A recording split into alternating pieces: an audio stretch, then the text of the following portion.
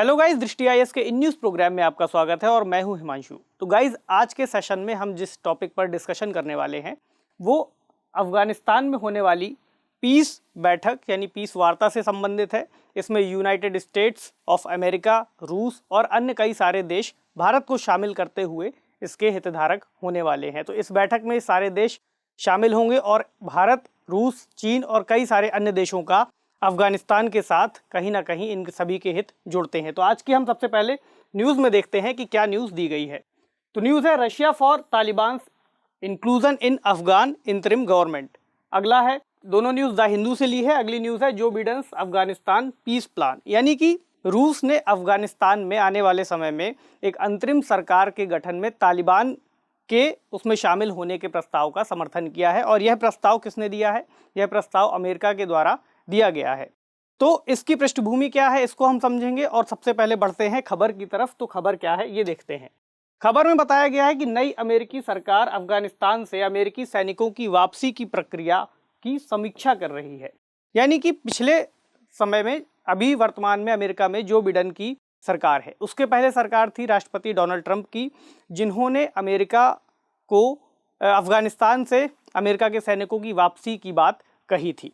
तो इस पूरी प्रक्रिया की वापसी की शुरुआत जो मई 2021 में निर्धारित की गई थी, इसको आगे किया जाना है। ऐसे में जो नई चुनकर के सरकार आई है अमेरिका की, वह पिछली सरकार की इस नीति की समीक्षा कर रही है और इस बात को समझने का प्रयास कर रही है कि अगर अमेरिका के सैनिक या अमेरिका की सेना, जो कुछ सैन्य टुकड़ी वहाँ पर मौजूद है अफगानिस्तान में, अगर उनको वापस बुलाते हैं तो इसके क्या क्या प्रभाव हो सकते हैं। उसके बाद ही इस प्रक्रिया को अमेरिका के जरिए पूरा किया जाएगा। तो ये पूरी घटनाक्रम है। इसके लिए अमेरिका ने एक पीस प्लान भी तैयार किया है कि अगर सेना वापस आती है तो किस तरीके से अफगान में शांति की स्थितियाँ बहाल की जाएंगी। ठीक है।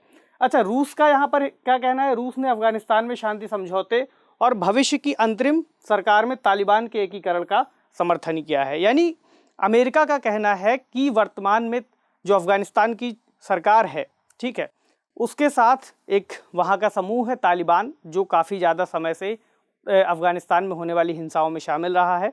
तो उस समूह के साथ, उस समूह के कुछ नेताओं के साथ वर्तमान सरकार के साथ उनको जोड़ करके एक अंतरिम सरकार का गठन किया जाएगा और उसके बाद आने वाले समय में चुनाव कराए जाएंगे। तो ये पूरी प्रक्रिया किस तरीके से होने वाली है, अभी हम इसके बारे में चर्चा करेंगे।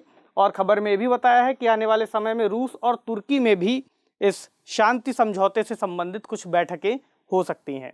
ये बैठक का एक दौर कैसे, कब तक चला, अभी हम इसकी पृष्ठभूमि में बात करेंगे। तो डायमेंशंस को समझते हैं। डायमेंशंस में अभी हम बात करेंगे पृष्ठभूमि के बारे में। अफगानिस्तान से संबंधित जो अमेरिका ने शांति वार्ता प्रस्ताव दिया है, उसमें क्या क्या बातें कही गई हैं, इसके बारे में हम समझेंगे। इससे संबंधित भारत का क्या रुख हो सकता है, ये पूरी प्रक्रिया जो होने वाली है उससे भारत के हित किस तरीके से जुड़े हुए हैं या किस तरीके से प्रभावित हो सकते हैं, हम इसके बारे में बात करेंगे। इसमें एक शब्द आता है हार्ट ऑफ एशिया इस्तांबुल प्रक्रिया के बारे में, तो इसको हम समझेंगे। हो सकता है किसी परीक्षा में ऐसा कोई सवाल बन जाए।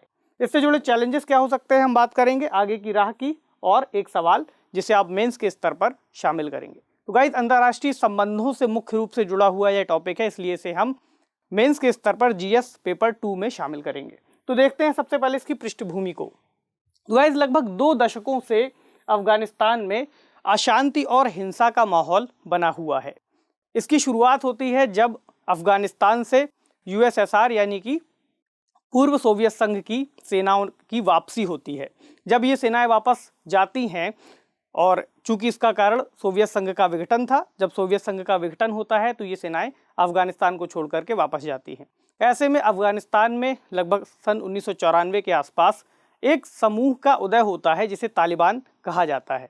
तालिबान समूह दरअसल एक इस्लामिक कट्टरपंथी और राजनीतिक समूह था, जिसकी शुरुआत पाकिस्तान में मौजूद मदरसों में कुछ लड़ाकों को या फिर कुछ लोगों को शामिल करके शुरुआत इसकी की गई थी। धीरे धीरे 1995 के आसपास इस समूह ने अफगानिस्तान में मौजूद जो छुटपुट हिंसा की घटना होती थी उसका विरोध किया और कुछ शांति बहाली के प्रयास करने की बातें कहीं। तालिबान समूह शुरुआत में इस तरीके से नहीं जाना जाता था जैसा कि आज के समय में देखा जाता है। शुरुआत में इन्होंने भ्रष्टाचार पर रोक लगाने की बात कही, देश में जो देश की स्थितियां जो खराब हो रही थी उनको ठीक करने की बात कही। तो ऐसा लोगों को लगा कि शायद ये समूह आकर के देश की स्थितियों को सुधार सकता है।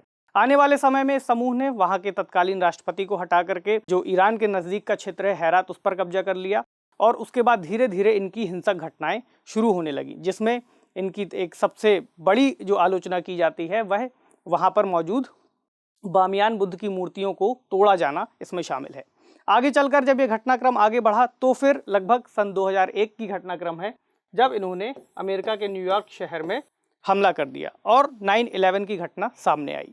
उसके बाद अमेरिका ने 2001 में ही अफगानिस्तान पर हमला किया और इस समूह को लगभग सत्ता से हटा दिया। 1999 के आसपास का समय था जब इस समूह ने लगभग 90% अफगानिस्तान पर कब्जा कर लिया था। जब अमेरिका की सेनाएं वहां पर पहुंची तो अमेरिका ने वहां पर आगे चल कर के हामिद करजई को प्रशासनिक प्रमुख बनाया अमेरिका की सेनाओं के जरिए। उसके बाद का घटनाक्रम होता है जब 2009 में राष्ट्रपति ओबामा सत्ता में आते हैं और राष्ट्रपति ओबामा वहां पर सत्ता में आते ही सैन्य गतिविधियों को वहां पर बढ़ाते हैं और उसके बाद पाकिस्तान के अंदर ओसामा बिन लादेन का घटनाक्रम हम देखते हैं, जब ओसामा बिन लादेन को अमेरिकी सेनाओं ने मार गिराया। उसके बाद धीरे धीरे ओबामा प्रशासन इस बात पर पहुंचता है कि धीरे धीरे हमें शायद अपनी सेनाओं को वहां से वापस बुला लेना चाहिए, लेकिन ये पूरी प्रक्रिया पूरी नहीं हो पाती उस समय के दौरान। उसके बाद सत्ता में अमेरिकी राष्ट्रपति डोनाल्ड ट्रंप आते हैं और वे भी इस बात को कहते हैं कि हमें अमेरिका के हित में हमें जो हमारी फौजें हैं जिस पर हम अनावश्यक रूप से व्यय कर रहे हैं, खर्च कर रहे हैं, उनको हमें अन्य देशों से वापस बुला लेना चाहिए। तो ये घटनाक्रम आकर के यहाँ पर जुड़ता है, जिसके बाद पूर्व अमेरिकी सरकार ने सेना को वापस बुलाने का फैसला लिया था, ऐसा हमने यहाँ पर जिक्र भी किया है। तो अभी के समय जो सरकार अफगानिस्तान में मौजूद है वो अमेरिका के सैन्य सहयोग पर ही टिकी हुई है। हालांकि उनके पास अपनी सेना है, लेकिन उनको सहयोग अमेरिकी सेना के द्वारा ही दिया जाता है। तो अफगानिस्तान में शांति बहाली के उपायों के तहत तो जब अमेरिका ने यह निर्णय लिया कि वे अफगानिस्तान से अपनी सेनाएं वापस बुलाएंगे, तो उसके बाद कतर के दोहा शहर में कई सारी बैठकों का आयोजन हुआ, जिसमें इन लड़ाकों को, जिसमें तालिबान के लोग शामिल हैं, तालिबान को बुला करके तालिबान समूह के साथ और अफगानिस्तान की सरकार के साथ शांति प्रस्तावों पर बातचीत की गई। तो गाइज ये अब घटनाक्रम आकर के यहाँ पर जुड़ जाता है। उसके बाद हम आगे बढ़कर समझेंगे कि बातचीत में क्या क्या बातें आई हैं, लेकिन उसके पहले हम एक बार अफगानिस्तान को मैप में देख लेते हैं। तो दरअसल अफगानिस्तान एक लैंडलॉक कंट्री है और इसकी राजधानी काबुल है। अगर इसकी सीमाओं की बात करें तो इसकी सीमा पाकिस्तान से, पीओके के जरिए इंडिया से, ताजिकिस्तान से, यहाँ चाइना से, उज्बेकिस्तान से, तुर्कमेनिस्तान से और ईरान के साथ लगती हैं। अपने आप में लैंडलॉक कंट्री होने की वजह से भी, चूँकि यह एशिया के मध्य में मौजूद है और एक लैंडलॉक कंट्री है जिसकी सीमाएं प्रमुख देशों से लगती है और यह सेंट्रल एशिया का एक रास्ता भी है। ऐसे में इसे हार्ट ऑफ एशिया यानी एशिया का दिल भी कहा जाता है। अभी हम आगे इसका जिक्र करेंगे, लेकिन पहले हम समझ लेते हैं कि जो शांति वार्ता हुई है अमेरिका की वह क्या है, यानी अमेरिका की जो पीस डील है तालिबान के साथ, उसमें क्या क्या बातें कही गई हैं और अमेरिका किस तरीके से अफगानिस्तान में आने वाले समय में शांति बहाली की प्रक्रिया को देखता है। तो अमेरिकी सरकार का अफगानिस्तान सरकार और तालिबान के लिए एक नई शांति योजना का प्रस्ताव आया है।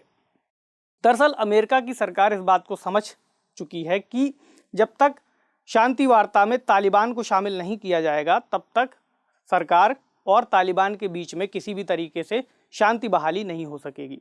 यानी अगर एक सैन्य दबाव के कारण ही तालिबान को दबाने का प्रयास किया जाएगा तो यह प्रक्रिया अपने आप में बहुत खर्चीली है और बहुत लंबा समय ले रही है। लगभग 2 दशकों से अमेरिका इसी प्रयास में लगा हुआ है। ऐसे में अमेरिका अब आने वाले समय में इस बात की समीक्षा कर रहा है कि क्या अमेरिका को इतना खर्च अन्य देशों में करना उचित होगा या फिर उसके पर व्यक्तिगत या फिर उसके देश के हित के लिए ये सही नहीं होगा, अमेरिकी लोगों के व्यक्तिगत हितों के लिए सही नहीं होगा। ऐसे में इस नई योजना के तहत अमेरिका का उद्देश्य है कि अफगानिस्तान में होने वाली हिंसा को रोका जाए और अफगानिस्तान को एक तरीके से स्थायित्व प्रदान किया जाए। इसमें उन्होंने कुछ बातों को शामिल किया है प्रस्ताव में, तो हम बात कर लेते हैं इन बातों की। देखिए, अमेरिका का प्रस्ताव है कि आने वाले समय में यूनाइटेड नेशंस के आधार पर एक सम्मेलन किया जाए, यानी यूनाइटेड नेशंस में एक सम्मेलन बुलाया जाए जिसमें रूस, चीन, पाकिस्तान, ईरान, भारत और अमेरिका शामिल होगा। इस सम्मेलन में इन सभी मुद्दों पर बातचीत की जाएगी कि किस तरीके से शांति बहाली किया जाए और इसका एक एकीकृत दृष्टिकोण क्या हो सकता है। यहाँ एकीकृत दृष्टिकोण से अर्थ हुआ कि जो भी सभी देश यहाँ पर मौजूद होंगे, जिसमें पाकिस्तान भी शामिल है, पाकिस्तान है, रूस है, ईरान है, भारत है, तो ये सभी देश मिल करके, चूँकि इन देशों ने अफ़गानिस्तान के विकास में भी बहुत ज़्यादा योगदान दिया है, इसलिए इन सभी देशों के हित उससे जुड़ते हैं। इसलिए इस शांति की प्रक्रिया में इन सभी देशों का शामिल होना बहुत ज़रूरी है। अफ़गानिस्तान और तालिबान के बीच वार्ता का प्रस्ताव भी अमेरिका ने अलग से दूसरे चरण में इसके दिया है। तो गाइस, पहले चरण में उन्होंने कहा है कि एक मीटिंग यूनाइटेड नेशंस में रखी जाएगी। दूसरे चरण के तहत अफ़गानिस्तान की सरकार और तालिबान के बीच बातचीत की प्रक्रिया शुरू की जाएगी कि किस तरीके से सरकार और तालिबान समूह मिलकर के एक अंतरिम सरकार का गठन कर सकेंगे। इसमें संवैधानिक और प्रशासनिक व्यवस्था पर भी एक सहमति की बात कही गई है। इसके अलावा समावेशी सरकार के लिए एक रोड मैप बनाया जाएगा, यानी जब सरकार, यानी जो वर्तमान में सरकार मौजूद है, इसके प्रतिनिधि और तालिबान के प्रतिनिधि एक साथ शामिल होंगे तो वे मिलकर के एक नई अंतरिम सरकार का गठन करेंगे। आने वाले समय में एक नए संविधान का गठन किया जाएगा, जिसमें सभी लोगों के मिलकर के उनके सुझावों के आधार पर संविधान तैयार होगा और उसके बाद चुनाव की प्रक्रिया कराई जाएगी, जिसमें चुनी हुई सरकार को ही सत्ता का हस्तांतरण किया जाएगा। तो इससे स्थायी और व्यापक युद्ध विराम की शर्तों पर भी सहमति बनाने की बात की गई है कि कल को यदि कोई सरकार बनती है तो कोई शर्तों का यदि उल्लंघन करता है तो उस आधार पर क्या क्या नियम बनाए जा सकते हैं। तो ये सारे क्लॉज इन्होंने शामिल किए हैं। अब हम बात करते हैं भारत के रुख की, कि भारत का इस पूरी प्रक्रिया के तहत क्या रुख हो सकता है या भारत के लिए इस प्रक्रिया के क्या मायने हैं। तो गाइस, सबसे पहले तो हमें यह समझना बहुत ज़रूरी होगा कि भारत के लिए अफ़गानिस्तान एक भू राजनीतिक रूप से बहुत अहम क्षेत्र है। भारत ने यहाँ पर कई सारी परियोजनाओं में निवेश किया है, जैसे कि ईरान की जो चाबहार परियोजना है वह भी कहीं ना कहीं अफ़गानिस्तान से जुड़ती है और अफ़गानिस्तान के जरिए रूस, यूरोप और अन्य सेंट्रल एशिया के देशों तक पहुँच की भारत ने एक परिकल्पना की है। ऐसे में भारत की विकास परियोजनाओं पर इसका प्रभाव पड़ सकता है, क्योंकि तालिबान समूह एक ऐसा समूह है जिसको भारत शुरुआत से ही नज़रअंदाज करता रहा है और इसको एक आतंकवादी संगठन के रूप में देखता रहा है। ऐसे में अगर ये समूह सरकार से जुड़ता है तो इससे संभावना है कि भारत के हित प्रभावित हो सकते हैं, क्योंकि इस समूह को पाकिस्तान द्वारा भी समर्थन दिया जाता है। इससे भी भारत के लिए चिंताएं कई तरीके से बढ़ती हैं। अच्छा, भारत ने किन किन परियोजनाओं में वहाँ पर निवेश कर रखा है? देखिए, भारत ने वहाँ पर लगभग खरबों डॉलर की परियोजनाओं पर, अरब खरब बहुत सारा निवेश वहाँ पर किया गया है भारत के जरिए। ऐसे में सामुदायिक विकास की परियोजनाएं जैसे शिक्षा, स्वास्थ्य, कृषि, सिंचाई, पेयजल, नवीकरणीय ऊर्जा, खेल अवसंरचना और प्रशासनिक अवसंरचना जैसे बहुत सारे यहाँ पर निर्माण कार्य मौजूद हैं। इसके अलावा वहाँ की संसद में भारत का निवेश है, वहाँ की रोड्स में भारत का निवेश है, वहाँ पे बनाए जाने वाले बांधों में भारत का निवेश है। तो बहुत बड़ा निवेश भारत का वहाँ पर मौजूद है। हमने बात की थी ईरान के चाबहार पोर्ट के विकास की, तो ये भी उससे जुड़ता है, ये इस तरीके से उपयोगी होगा। इसके अलावा पाकिस्तान अपने यहाँ उत्पन्न हो रहे आतंकवाद के लिए भी एक बात कह सकता है कि तालिबान और अफ़गानिस्तान ही इसके लिए जिम्मेदार है। यानी कल को अगर पाकिस्तान में कोई आतंकवादी गतिविधि होती है तो हो सकता है पाकिस्तान इसके लिए तालिबानी समूह को और अफ़गानिस्तान की सरकार को जिम्मेदार ठहरा दे। अभी के लिए वहाँ पर चूँकि अमेरिकी सरकार और अमेरिकी सैनिकों की वहाँ पर सीधी नज़र है और सीधी मौजूदगी है, तो अभी के लिए पाकिस्तान की ये दावे अपने आप में सही साबित नहीं हो पाएंगे, क्योंकि वहाँ पर अमेरिका की सेना भी मौजूद है। कल को अगर अमेरिकी सैनिक चले जाते हैं तो पाकिस्तान इस तरीके के दावे करने से पीछे नहीं हटेगा, ऐसी संभावनाएं हो सकती हैं। ठीक है गाइस, अब हम बात करते हैं हार्ट ऑफ एशिया के रूप में जिसका हमें जिक्र मिलता है, इसे इस्तांबुल प्रक्रिया भी कहते हैं अफ़गानिस्तान के लिए। तो अफ़गानिस्तान और तुर्की गणराज्य की यह एक क्षेत्रीय पहल है। ठीक है, इसकी स्थापना इस्तांबुल में 2 नवंबर 2011 को की गई थी और इसका उद्देश्य अफ़गानिस्तान में शांति और स्थायित्व की प्रक्रिया को बहाल करना है। इसका जो मोटो है, यानी इसका आदर्श वाक्य, वह है सुरक्षित और स्थिर अफ़गानिस्तान के लिए क्षेत्रीय सुरक्षा और सहयोग पर इस्तांबुल की प्रक्रिया। और इसका जो उद्देश्य है वह है बातचीत के जरिए, विश्वास निर्माण उपायों के जरिए क्या किया जाना, अफ़गानिस्तान में क्षेत्रीय सुरक्षा, आर्थिक और राजनीतिक सहयोग को बढ़ावा देना। यानी एक इस मंच के जरिए अन्य बहुत सारे देश जैसे भारत या रूस या अन्य जो देश इससे जुड़ते हैं, वे अफ़गानिस्तान में शांति बहाली के लिए बातचीत के जरिए आपसी विश्वास को बढ़ाने का प्रयास करते हैं ताकि क्षेत्र में स्थिरता को बढ़ाया जा सके। तो हार्ट ऑफ एशिया का कंसेप्ट इसीलिए लाया गया था ताकि अफ़गानिस्तान को और अधिक स्थायित्व दिया जा सके। ठीक है गाइस, अब हम बात करते हैं इससे जुड़े चैलेंजेस के बारे में। तो इससे जुड़ा सबसे बड़ा चैलेंज है वह तो यही होगा कि आने वाले समय में तालिबान के प्रभाव में वृद्धि हो सकती है। तालिबान समूह अगर कल को सरकार के साथ जुड़ करके आगे बढ़ता है तो तालिबान का यहाँ पर पूरे क्षेत्र में प्रभाव अपने आप में बढ़ जाएगा। अगर दूसरा रास्ता ये अपनाया जाता है, मान लीजिए कल को अफगानिस्तान में मौजूद सरकार इस बात से सहमत नहीं होती है और वे इस प्रक्रिया में आगे बढ़ने से मना करते हैं, तब भी हिंसा की संभावनाएं बनी रहेंगी और आने वाले समय में तालिबान समूह अपना जो प्रभाव है वह बढ़ाता जाएगा। तो दोनों ही तरीकों से तालिबान को ही यहाँ पर लाभ होता हुआ दिख रहा है। कल को अगर ऐसी स्थितियां भी बन सकती हैं कि सरकार और तालिबान समूह के बीच में विरोध हो जाए तो गृह युद्ध की संभावना भी एक चुनौती के रूप में देखी जा सकती है। इसके अलावा जो हितधारक देश हैं उनके अलग अलग हित इससे जुड़े हुए हैं। जैसे कि रूस इस चीज़ को एक अलग तरीके से देखता है, अमेरिका चूंकि अपने देश में बढ़ते खर्च की वजह से इससे पीछे हट रहा है, तो बहुत सारे कारण यहाँ पर जोड़ते हैं। इसके अलावा चीन और पाकिस्तान इस चीज़ों से खुश हैं, जहाँ भारत इस चीज़ से चिंतित दिखाई देता है। तो अलग अलग देश अलग अलग तरीके से यहाँ पर अपने हितों को रखते हैं। इसके अलावा वैश्विक शक्ति के रूप में अमेरिका का पतन भी दिखाई देता है, जहाँ कल तक अमेरिका बढ़ चढ़ करके कई देशों में जो शांति बहाली की प्रक्रिया है उसको आगे बढ़ाता था, और अब के समय में अमेरिका पीछे हट रहा है कई सारे देशों से, जिसका उदाहरण अफगानिस्तान भी है, और वहीं चीन अपनी पैठ बढ़ा रहा है। तो ऐसे में कई विशेषज्ञों का कहना है कि हम इस वक्त अमेरिका के डिक्रीजिंग स्थिति को देख रहे हैं, यानी अमेरिका की गिरती हुई वैश्विक प्रभाव को देख रहे हैं। इसके अलावा आतंकवाद की हमने बात की कि तालिबानी समूह के सत्ता में आने के बाद आतंकवादी गतिविधियों के बढ़ने की संभावना है। पाकिस्तान उनकी मदद से पीओके में भी कल को इस तरीके से आतंकवादी गतिविधियों को बढ़ा सकता है। इसके अलावा भारत के निवेश के लिए तो यह पूरा मामला चुनौती भरा है ही। गाइस, हम बात करें चुनौतियों के बाद कि क्या किया जा सकता है, तो जो किया जा रहा है वह भी अपने आप में बहुत महत्वपूर्ण है, यानी यूएन वार्ता के जरिए समझौते का प्रयास, जैसा कि अमेरिका ने प्रस्तावित भी किया है। अमेरिका ने प्रस्ताव दिया है कि हम यूनाइटेड नेशंस के जरिए इस प्रक्रिया को आगे बढ़ाएंगे ताकि सभी देशों को इसमें शामिल किया जा सके और सभी एकीकृत दृष्टिकोण के जरिए आगे बढ़ सकें। अफगानिस्तान की जनता के हित सर्वोपरि रखे जाने चाहिए। ये एक बहुत बड़ा मामला है कि जिस देश के लिए फैसला लिया जा रहा है वहाँ की जनता को भी यहाँ पर उसमें शामिल किया जाना चाहिए, यानी कि उनके चुने हुए प्रतिनिधियों को भी यहाँ पर महत्व दिया जाना चाहिए। तो ये एक बहुत ज़रूरी मुद्दा है, यहाँ पर इसको करके ही आगे बढ़ा जाना बहुत ज़रूरी होगा। इसके अलावा शांति प्रयासों में शामिल देश अपनी भूमिका बखूबी निभाएं, यानी भारत भी इसमें बढ़ चढ़कर हिस्सा ले, और भारत जो भी इससे संबंधित हित हैं, या फिर राष्ट्रपति अशरफ गनी की बात हो, प्रधानमंत्री मोदी की बात हो, या फिर अन्य देशों के जो भी राष्ट्रपति हैं, वे सब मिलजुल करके इसका एक निर्णय इसमें ले और इस बात को समझें कि कैसे एक सही मुद्दे पर पहुंचा जाए और कैसे एक सही रास्ता निकाला जाए। इसके अलावा अमेरिका शांति प्रयासों में सोच विचार का निर्णय ले, यानी अमेरिका का ये जो फैसला है कि हम सेनाओं को वापस लेंगे, क्या सभी सेना, यानी कि क्या इसके लिए ज़रूरी यह भी सोचना होगा कि क्या पूरी सेना को एक बार में वापस लिया जाना उचित होगा।